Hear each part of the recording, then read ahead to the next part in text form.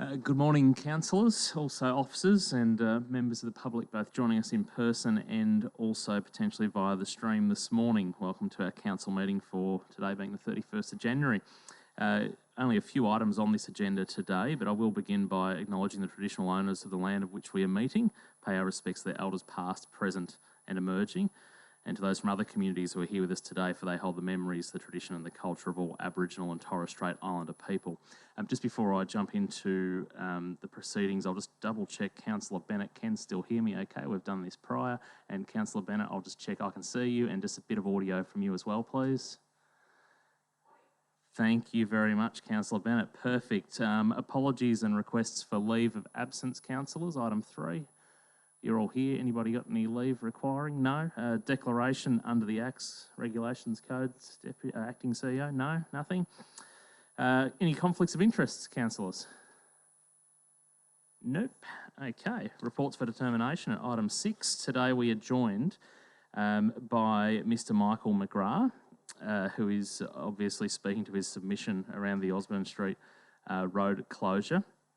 So along with his written submission, he's prepared to come and speak to us. So we'll call you forward, Mr. McGrath. That'd be fantastic to take the seat there. Have we shown him how the technology works, Kevin? Or you'll take care of that as we get started. Michael, thank you, 1, for your submission, 2, for being prepared to come and speak to us about it. Councillors, I will remind you that you've got the photographs that were circulated late last week that Mr. McGrath did provide to us to sort of support, I guess, what he'll be speaking to today. So you're happy to have them open on your tablet in front of you. But Michael, essentially up to 15 minutes. If you only use 5, and then you're happy to take any questions councillors might have for clarity, or if you need the full 15 or closer to, then so be it. But we'll hand over to you now to speak. All right, thanks. Good morning, councillors, and Happy New Year for a start. The reason for this submission is that when I read about proposed closure in the paper, before doing anything, I rang the parish priest to see what the church's plans were. The reason being that St Augustine's was our original Catholic church in Wodonga, built somewhere in the 1870s or 1880s. And until 1969 or 1970, it was our only Catholic church. Therefore, many generations of people from Wodonga went through all their Catholic rites through that church, from baptism through to first confession, communion, confirmation, and wished to go out through that church on their final journey.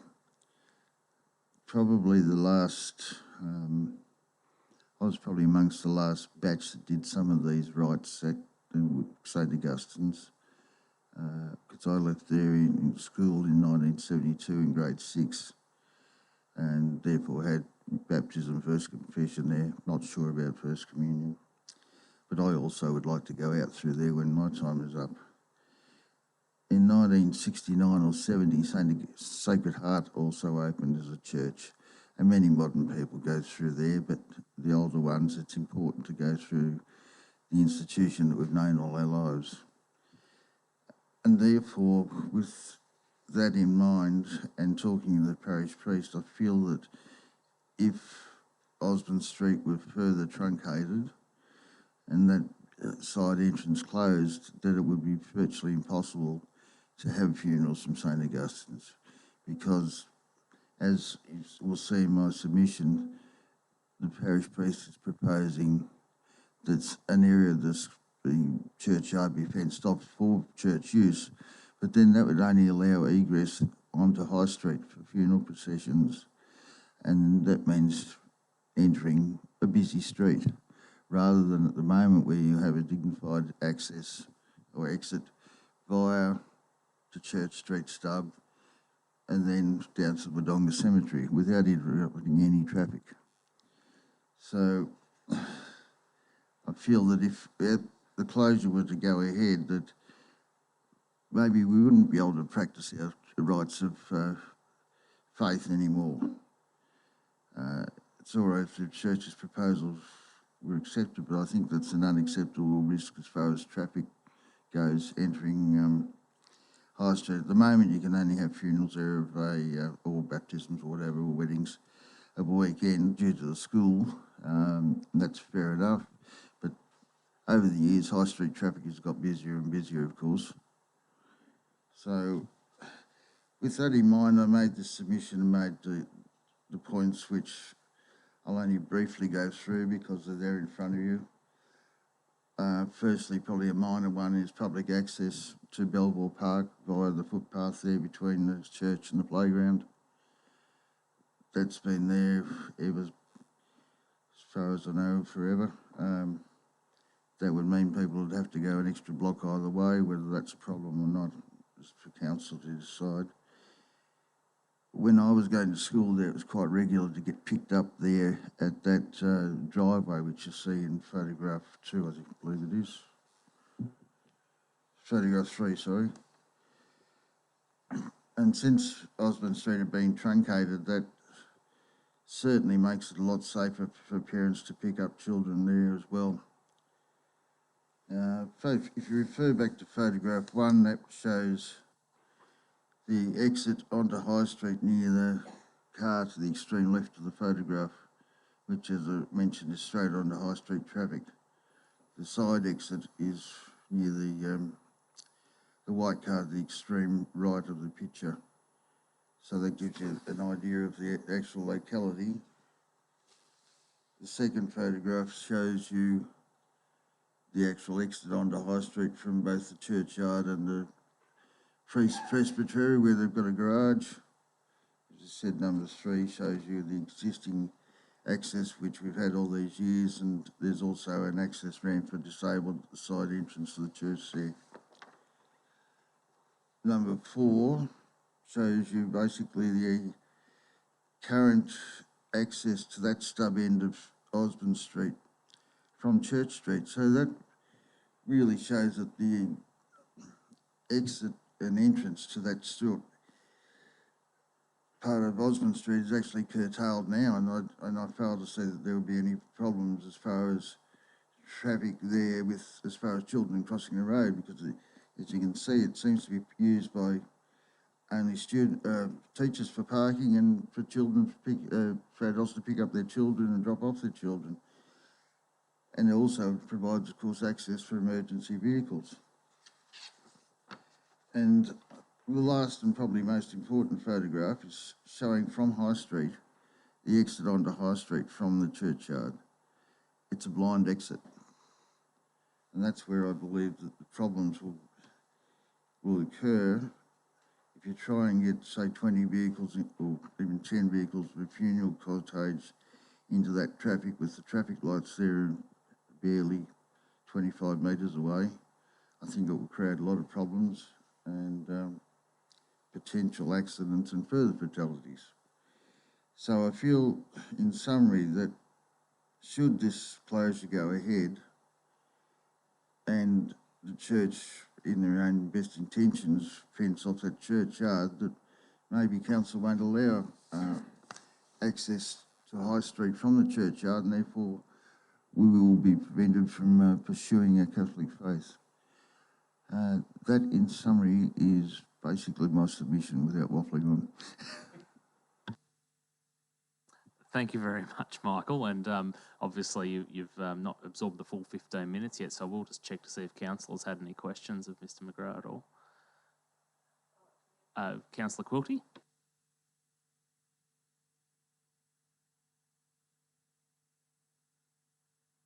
It is now? Okay. First of all, thank you very much, Mr. McGrath, for preparing this very clear presentation, and the photos were very helpful too, even though I drove past the place this morning. It still makes it easier to understand what you mean by looking at the photos and the captions to them. I would also like to note that I fully appreciate the sentiment and the importance of belonging to the same parish and hoping to have your important milestones through the same place. Deep in my heart not related to council affairs. I envy you. I'll probably be buried very, very far from the church I was baptized in. However, my question is, when the request to council was made to deal with that part of the road, obviously we are talking about Catholic school and the Catholic church very close together, working together, the parents and friends community or whatever the school has. Has there been any consultation process, and why was this obvious issue with the funeral processions and everything not discussed? Was it an oversight, or were there several conflicting suggestions, or why wasn't it considered by the school and the church in combination? Do you know? Thank you. Well, I'm really unable to answer that because, for a start, the first I knew about it, and first anyone who bothers to read the council notices, which may not be that many, as you get older, you normally check the birth and death to see if it's worth getting out of bed in the morning.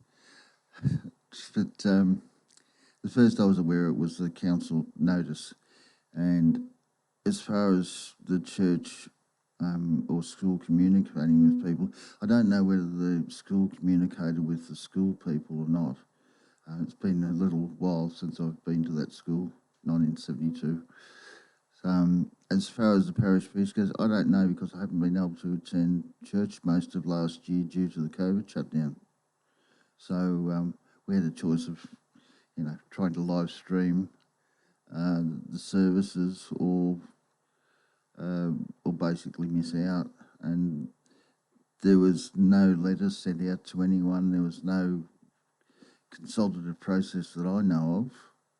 And maybe the parish priest and the school council discussed it amongst themselves, but there's been, as far as I know, no discussion with the wider parishioners. Thank you very much, Michael. Councillor Hall? Yeah, look, I'd just like to ask, because that was a question that I was wondering about too, whether there'd been any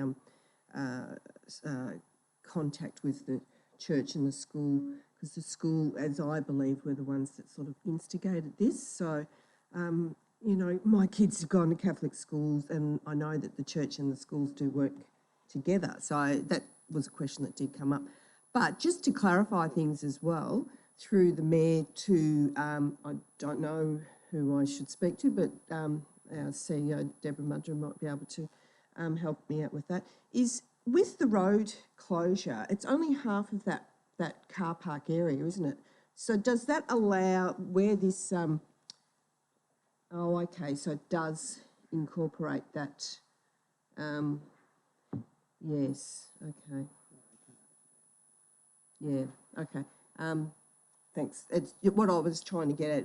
Well, I knew it wasn't the whole parking area to be included, but so I was hoping that maybe that pedestrian access crossing there, or would be still usable, or car. Is there an car access through there? Yeah, would be still usable. So whether we have a look at that going forward. Yeah. Okay. Thank you.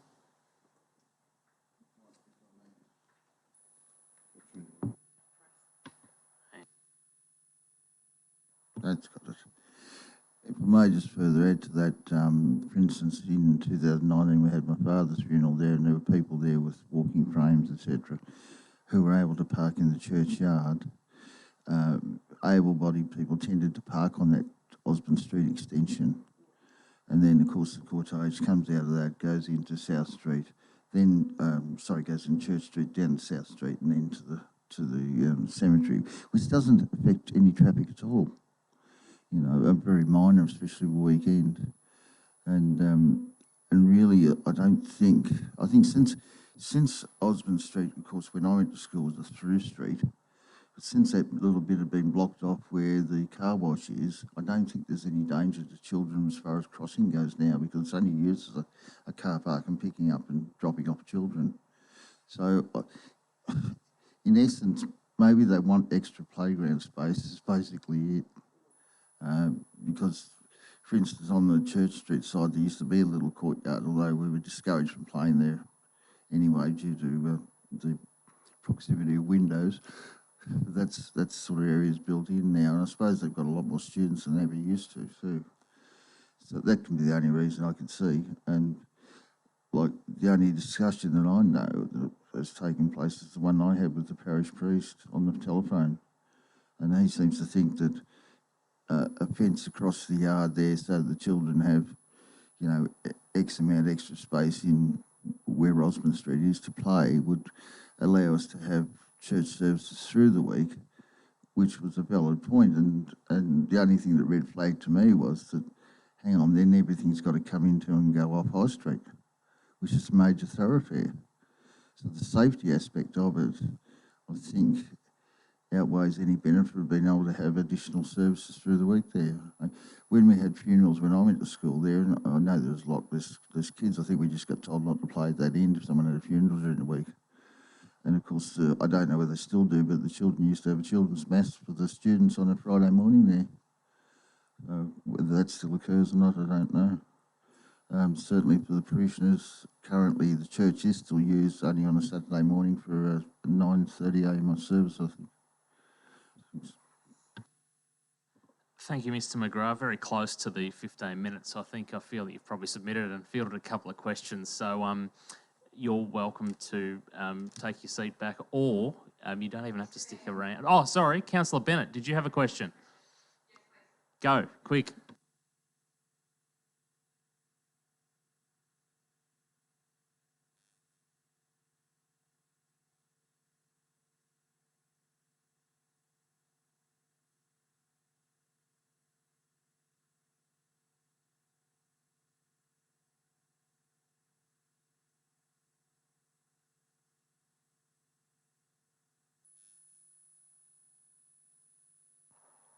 Councillor, I don't remember saying further fatalities. The possibility of fatalities, I think is what I said, because of the restricted view for traffic and for traffic entering.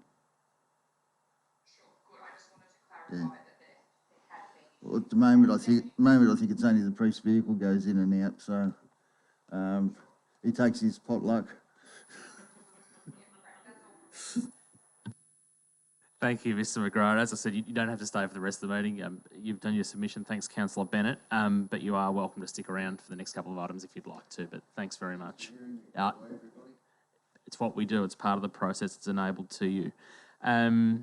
Councillors, therefore, there is a recommendation on page 4 of your reports. It's essentially worded, obviously, that we note and accept as part of the process. Essentially, that's it in summary. Does anyone like to move a motion? As per recommendation, Councillor Watson, have we got a seconder? I've got Councillor Hall. Does anyone wish to speak against, or is that pretty straightforward? I'll carry that one unanimously. Thank you. We in as part of the process. Oh, so thanks a lot for coming along today. Item 8.2 is the appointment of independent member of the CEO Employment and Remuneration Advisory Committee. The purpose of this report is to appoint the independent member of the CEO Employment and Remuneration Advisory Committee. There's a recommendation on page 9, councillors. Can I get a motion from somebody?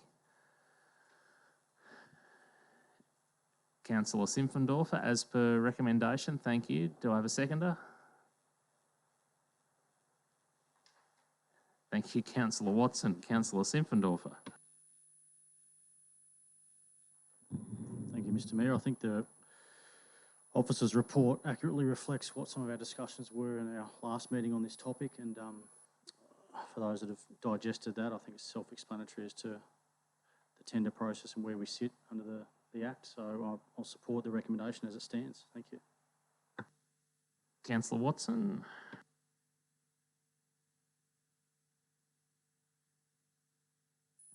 Mr. Mayor, I reserve my right. Thank you. Thank you, councillors. Councillor Mildren.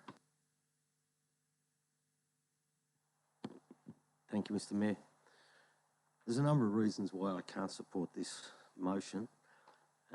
Firstly, the appointment of a person to a committee is not a tender process, and the tender process distorts everything that there is about appointments of people to committees. It's more associated with a political process than it is with a tender process. And if we're doing tender processes, then we have to do it in accordance with procurement rules, and procurement rules under much of our policy requires us to go to arm's length and allow staff to conduct most of the assessment process. This is just completely wrong to consider this a tender process. That's the first thing. The second thing is we had a committee formally appointed by resolution of council. A committee was appointed to consider and make a recommendation back to today's meeting. There is no report from that committee meeting. We held the meeting, but there is no report from that committee meeting. We have no recommendation from that committee to this. We have officer recommendations, we have officer reports, we have, later in this agenda item, we have confidential matters through a file note of all things, which we cannot speak about because it is confidential, which is going to complicate the conversation that we might have about this whole process no end, given that things that are included in that file note cannot be referred to in our open council meeting. To me, this whole process is upside down and inside out and totally wrong. And from that point of view, there's no way I can support this as a matter of process or as a matter of correct and proper way of dealing with this sort of matter. Thank you, Mr. Mayor. Thank you, Councillor Meldrum. Would you like to move the item in camera? No? Okay, thank you. Thank you. Councillors? Councillor Quilty.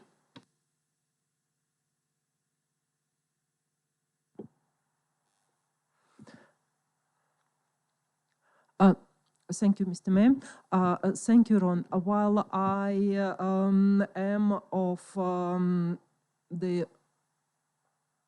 Okay, sorry, it's working. While I generally, in essence, support the idea that the position, I'll just refer to it as a position for the moment, of the independent member is not awarded on the basis of the applications we have already received and on the basis of the assessment the committee made at our meeting on January the 17th.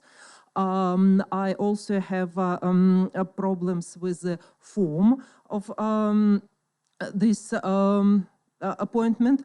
As we discussed previously at the 17th of January meeting, as Ron pointed out now, the tender process, in my view, is not an appropriate process for this engagement.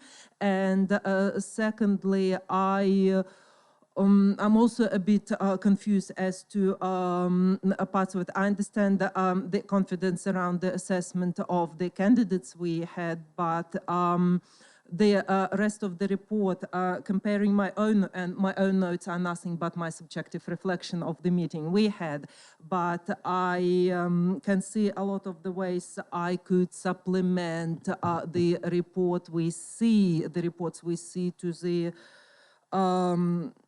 notes that I have and the discussions that we had. So yeah, I'm not, while I support not appointing any of the candidates we have had applications from, I'm not comfortable with the way we are doing this. Yeah, so that's my reasons for not supporting the recommendation. Thank you. Thank you, Councillor Quilty. Councillors? Councillor Hall? Yeah, look, I don't have much to add. I do agree with the other two councillors in regard to what was actually discussed at our briefing, but I do agree with the recommendation. So that puts me into a little bit of a situation where I go with that. Yeah. Thanks, Councillor Hall. Councillor Bennett, the only one that hasn't spoken, I'm about to go to Councillor Watson. He's reserved his right, but if you want to jump in, go for now.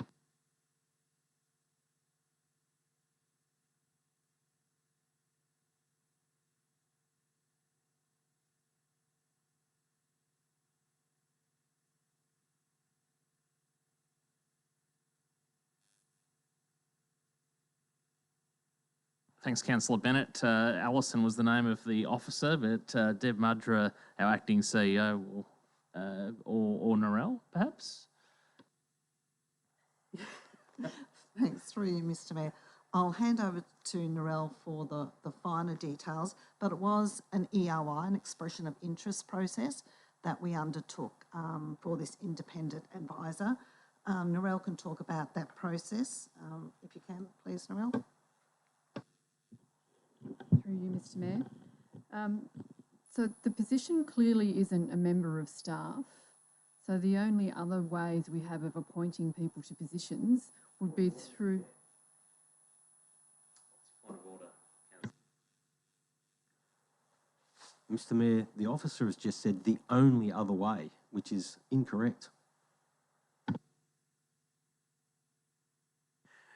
Councillor Mildred, your point of order raising doesn't even follow the guidelines, so I can't take that one from you. Narelle, if you could please continue explaining the multiple, not the way you stated it, if you could continue explaining the options available for when looking to fill the role. So we use expression of interest processes for all our positions to all committees. So we've undertaken Audit and Risk Committee. We use expressions of interest to appoint our independent members. For our rating strategy working group, we've used expressions of interest, and I believe that that's the way that all other councils across the state appoint people to these types of positions. It's going out, seeking submissions from people who have got the necessary experience, and it's a process of being able to evaluate the best independent people to be appointed to these types of committees. So it's common practice, it's used across the state. There is no other way of appointing in an independent way that I am aware of, but perhaps Councillor Mildred might be able to share the alternatives with us. Thank you.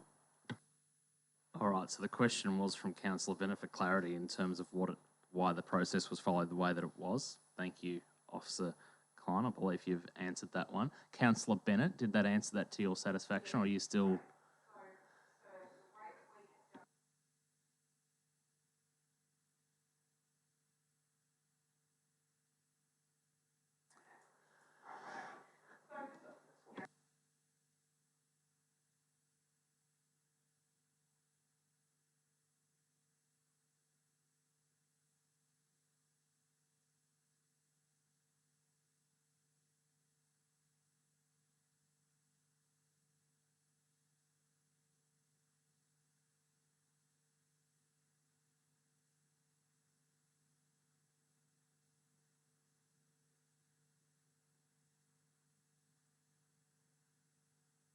Thank you, Mr Mayor. There's a massive difference between a tender and an expression of interest process. So that makes a single clear point. It's a massive difference. A tender is a documentation process, and it generally means having a dollar value attached amongst a series of other criteria. The second point, we have a file note that is circulated, which I cannot speak about the content of because it's marked as confidential, and I would be in breach of the Act if I did, which... difficulty, Mr Mayor. To clarify this point, I need to speak about the content of that file note. So do we go in camera? No, I don't think any of this stuff should be in camera. It should all be in the public arena.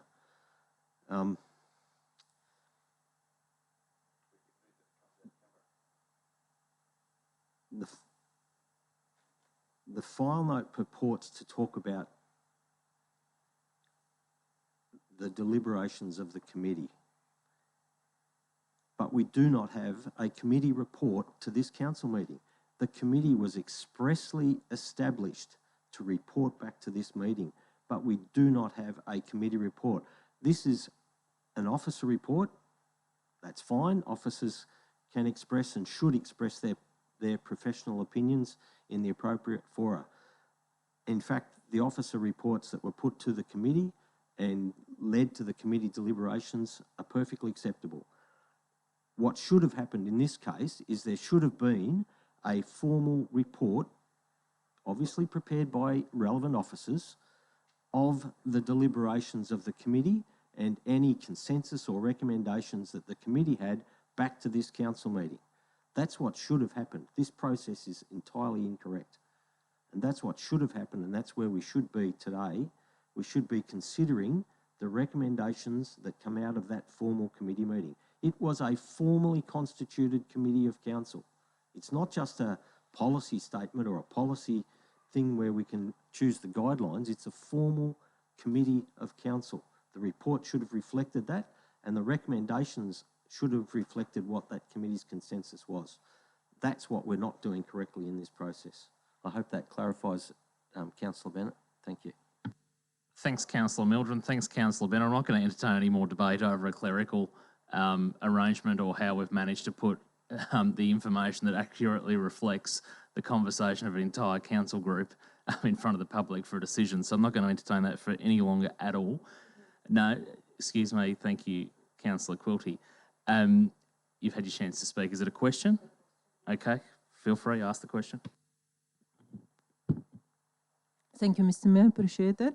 The question is, I understand do I understand correctly that the file note is confidential because of the personal information of the candidates? And question 1B, can we vote to move the second page of the file note, which contains the introduction and background, out of confidential or out of camera, whatever the terminology is, because I believe it will assist a lot to illustrate the points that that Ron has made, and will provide a bit more clarity. Thank you.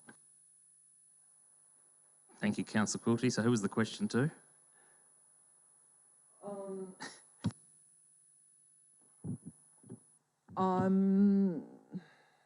I'm not sure. Help me out, please. Kevin, perhaps?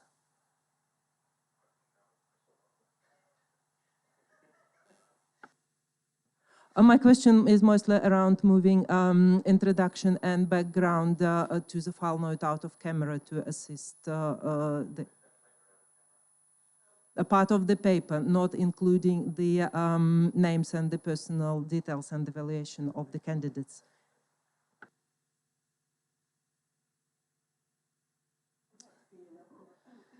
Yeah, look, we're going to continue dealing with the motion that's in front of us at the moment on the floor. Folks, I believe Councillor Watson reserved his right. Am I still following Councillor Watson? Thank you, Mr. Mayor. I bring everyone's attention to 6.2, appointment of the independent member of the CEO Employment and Remuneration Advisory Committee. And I believe what's before us is ideal. The terminology maybe with intender might not be the correct, but I think we all know what we're after in this motion and what result we want. So without further ado, I think we need to put this motion before us. Councillor Watson, Councillor Simpfendorfer in closing. In closing, Mr. Mayor, I think it's quite obvious the recommendation that we're not recommending the tender process. We're going to be voting on recommending points 1 to 3 on page 17. I'd encourage everyone to have a reread of that before we vote, if they need to. Does anybody need thinking time? No? I'll therefore put the motion. All those in favour? All those against? Carried 4-3. Thank you. If you thought that one was hard to follow, wait till you get to item 8.3, because I'm going to see how clever my fellow councillors are to see if they can pick up on something that may need to be in the motion that isn't there in the recommendation. The purpose of this report is to review the CEO employment remuneration policy and subject to adopting a revised policy to commence a new process to appoint an independent professional advisor to assist council with matters related to the CEO and specified under section 45(2) of the Local Government Act 2020, the Act of which, can I say, has thrown all sorts of interesting things for us all to try to wade our way through and find best practice. We're not the only of 79 councils to try to get our way through this, but having spoken to quite a number of those large and small surrounding and far from us, they're all having mixed results of this exact process that we're all trying to follow today. The other thing I will note now, councillors, for your benefit, since our meeting on the 17th of January, I've reached out to the local government minister to discuss what we've discovered whilst trying to establish these committees that are required, but also seek the intention of the Local Government Act changes. And I was alerted by one of the local government ministers' senior staff to say, you're not on your own, and the fact that we're doing this whilst trying to recruit rather than just review a sitting CEO has probably added a level of complexity to it. So, councillors, looking for a motion. Hopefully somebody has the ability to know what's missing and what might need to be changed, and I'm happy to take a motion as per the recommendation. If no one's picked up on it, I'll add a little point in that I think we need to deal with in the motion, and hopefully the mover or seconder will support that. Thank you.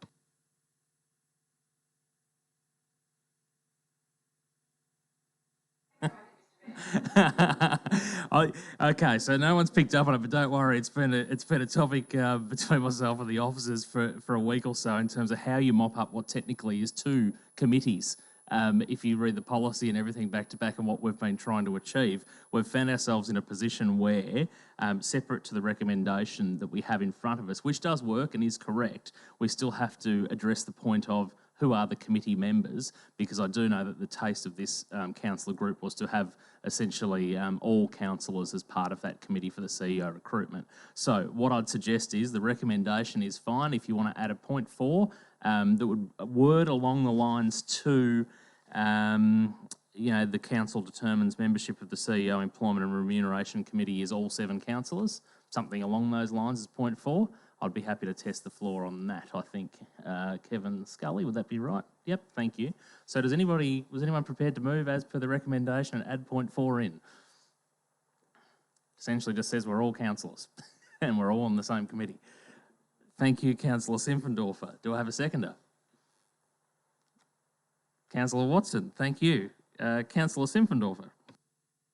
Thank you, Mr Mayor. I didn't pick up on that. I was stuck on point 3, I think, but I'm happy to add that point 4 as what was read out. I don't know if I need to read that out again, but as per the recommendation on page 17. Yeah, Councillor Hall, question?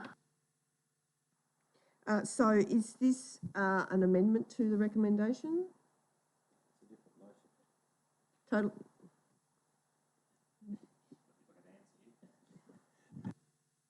It's not an amendment at all, it is the motion. The motion is essentially the recommendation with an additional point, and that's what we're testing the floor with at the moment. So we have a seconder in, does that answer that for you, Councillor Hall?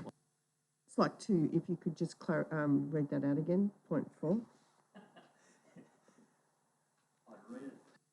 I'd read it if I had written it down myself, but Kevin Scully, I believe it was along the words of the council to determine membership of the CEO Employment and Remuneration Committee contain all 7 councillors. Let's say that is the wording. Is that right, Councillor Simpfendorfer? Thank you. Councillor Watson. I'll reserve my right once again, Mr Mayor. Thank you, Councillor Watson. Councillors. Councillor Mildren. Thank you, Mr Mayor. Glad to know that you did recall some things from our conversation the other day, because I did raise that as an issue. That was one of many.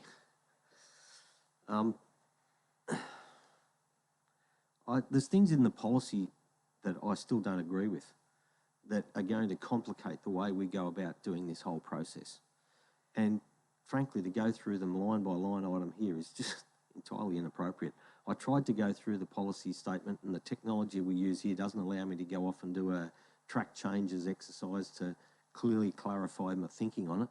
And that's frustrating, to say the least. I'm quite disappointed with the technology we're using. I understand the principle of this motion, and as a principle of the motion, it's probably not a problem. It's just that it actually accepts the policy statement, and I think the policy statement's full of things that are going to cause us grief down the track, as we discussed the other day, Mr Mayor. I don't know what the answer to that is in the current set of circumstances, and my inclination is that I am concerned that if I support this, then I'm stepping through and validating a policy that I don't think is going to serve us as well as it should. Thank you, Mr Mayor. Thank you for your opinion, Councillor Mildren. Councillors. Councillor Quilty.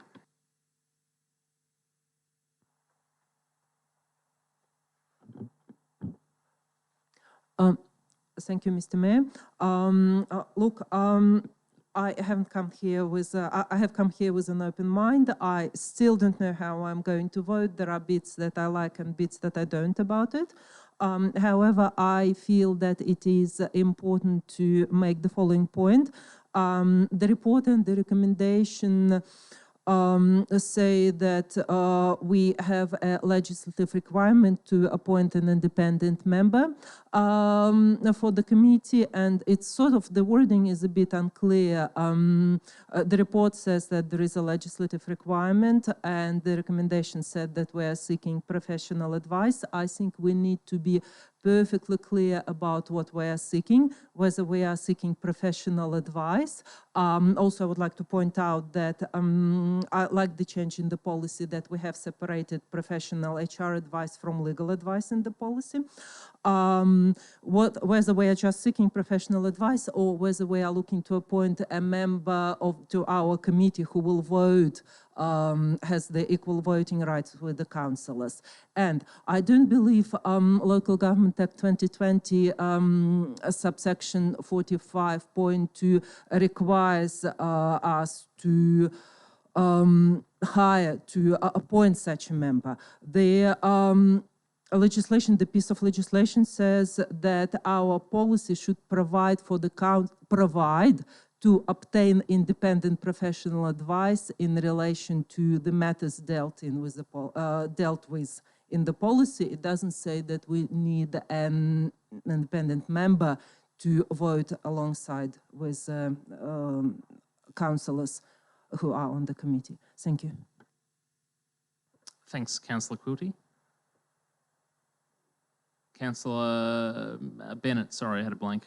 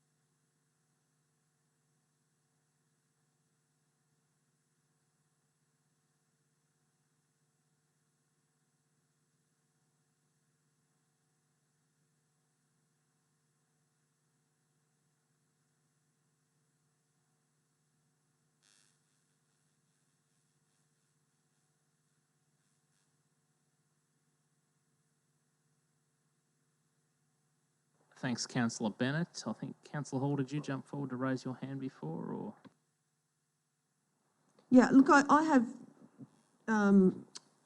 Olga, Councillor Quilty has made a good point, and I do have concerns over, and that was discussed, over the advisory appointment having a vote. Is it possible, well, I suppose we'd, sorry? That wasn't the case? Okay. Okay. That was a discussion that we all had, and I thought we were on the same page with all that. So if it's still there in some sort of manner, that does concern me. With other than that, that's probably my main concern going forward with making a decision on this vote. Councillor Bennett.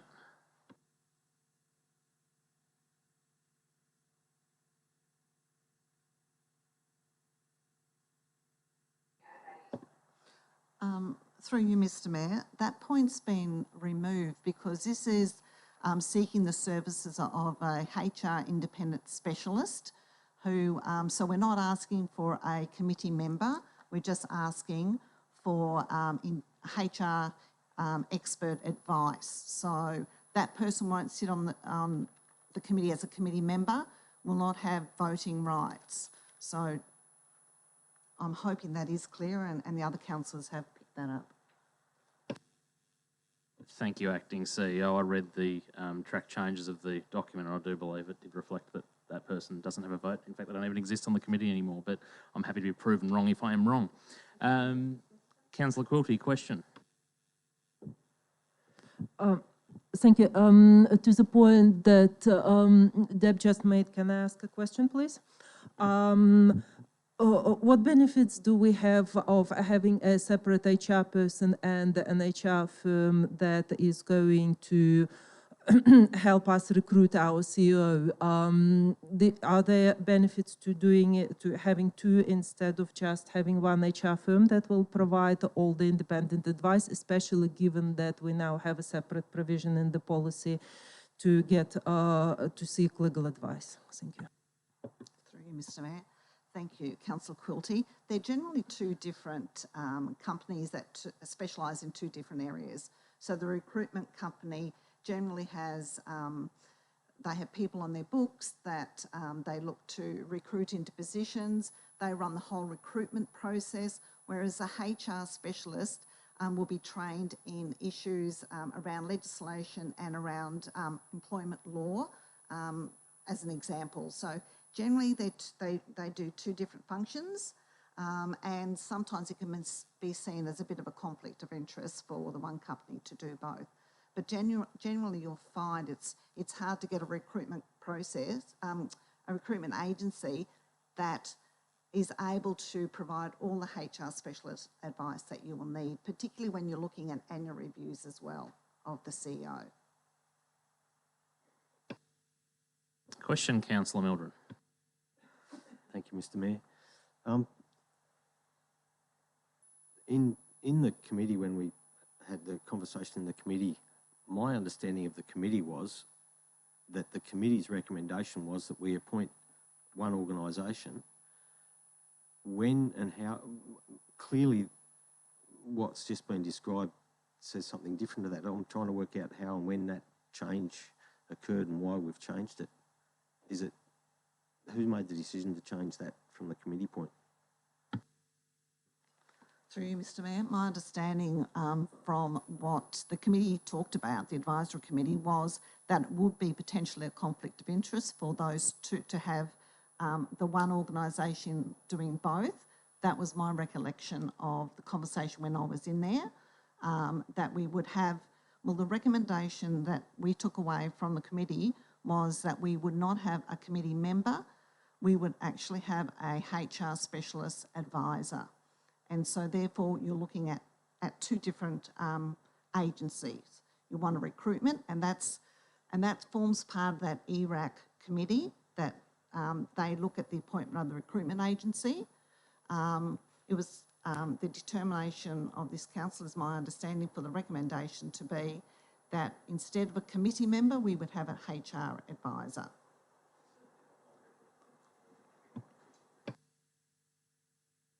Thank you, Acting CEO. Thank you, everybody. Another question, Councillor Quilty. Thank you, Mr. Mayor. I would like to ask anyone of the officers who knows, did we actually keep minutes of the committee meeting? Because my records And my understanding was that we decided to do away, I take on board the point made earlier that we're going to have two HR specialists to avoid conflict of interest and provide a bit more specialized advice on the legislation around employment. However, my outcome that I have recorded, that is nothing but my personal reflection of what we did, is that we decided to do away with the advisor altogether and engage an HR firm to help us with both issues. So, yeah, and what Councillor Mildred just said, I didn't compare my notes with Councillor Mildred's, but it sounds the same as what I have and what I had in mind for our process to go forward. So, yeah, it's just, did we have any minutes at that committee meeting? Councillors, I'm going to pull you back on track because at the moment you're debating your recollections of a committee meeting, not the actual motion in front of you at the moment. So, I mean, your option... that was a very long-winded question that wasn't a question, Councillor Quilty. Questions end with a question mark and are directed at somebody. So, councillors, I suggest we all get better at asking questions. And I'm just going to put forward a little recommendation here. This is the background before you've even put an ad in the paper for a CEO, and we can't even get this right without red tape. So can we remove ourselves from that confusion and go back onto standing orders where, unless you've got a valid question that can be answered right here on the spot, I'm going to go to Councillor Watson, who's reserved his right to speak. Thank you, Councillor Watson. Thank you, Mr Mayor, and thank you for your research and adding point 4 to this recommendation today. And I do note with my fellow councillors around the table there are a few concerns. Well, that's, and Mr Mayor, from you hearing from the statewide people you've been in contact with, we're not the only ones. So, Mr Mayor, I believe we should put this motion forward now so we get on with the process of finding a new CEO. And should we have problems with our policy or with what the Local Government Act says on how we go about business in our city, that we make sure we put a formal submission to the government at an appropriate time. So, Mr Mayor, let's please put the motion forward. Oh, sorry, Mr. Thank you, Councillor Watson. Councillor Simpfendorfer in closing. In closing, without trying to reignite any of this, put a bow on it. As mentioned, we're not alone across the state with this, so we're going through and navigating a difficult process through recruitment, not just looking at a revision of the performance of the CEO. I won't let some things go, but in relation to Councillor Mildred's issue with technology, I'd encourage you to get some training on that if that's the case. I have no issue with it. I think it's fantastic technology. I'm able to track changes, I'm able to record everything and go over notes. So if there's issues there, I'm sorry, I can't accept that. And further to that, echoing Councillor Bennett's issues, if there's issues prior to here, I think it's unfair on us as councillors to raise some of these issues for us to digest in 10 minutes. I think respectfully to each other, if there's issues, we can email everyone with this, these are the points we have, so we can digest it and make the best outcomes for our city possible with all the information, not just trying to think on our feet here. Points 1 to 4, as per the recommendation, I stand by, and I applaud the officer on this report trying to navigate some difficult circumstances.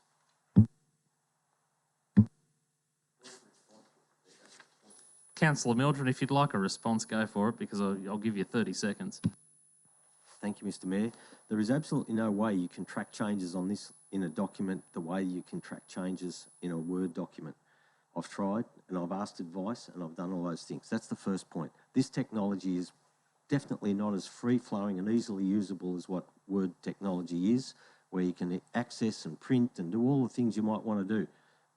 That's the first point. Second point, Mr Mayor, everybody's saying we should raise these things. I raised this stuff with you before this meeting with plenty of time in advance, and nothing happened. Nothing happened, right? So if anybody wants to accuse me of not trying to get this back for a further conversation and discussion, it simply isn't true. I raised it with you. I put the point in the proper process through talking to the Mayor, which is the proper process that I should go through. There were no committee meetings. between it. There were no briefing meetings between it. There were no other opportunities. I put this stuff in the arena and asked the Mayor to deal with it. We got left with what we've got in front of us. Now, I accept that the Mayor's gone away and taken advice from other places, but it hasn't brought back the opportunity for these things to be discussed that came out of my differences of opinion as to what happened in the committee process. So, point of clarification, I don't accept being targeted when I've done the right things and I've tried to do this the proper way. It's just not enough, not good enough. Thank you, Mr Mayor. Thank you, Councillor Mildren. I'd like to, take a point of response myself and say, like all 6 other councillors, I will continue and still do continue each and every day to assist you to do your job. And the way, if we're going to talk about recollections here this morning, folks, my recollection is that when we left our conversation, you understood that this was going to achieve what was required to be achieved, so we can actually employ a CEO. That's the task that you've got to keep your mind and your focus on, people. So therefore, I put the motion. All those in favour? All those against? No surprises, carried 4-3. On to item 7, which I'll bundle up as urgent business and or general business, councillors, while we're here. So does anybody have any general business? No. No. Any urgent business? No. Thank you. I have nothing else to do other than to close the meeting, folks. Hope everybody enjoyed that. Thank you, Mr McGrath, for sitting through the extra items at 10:27.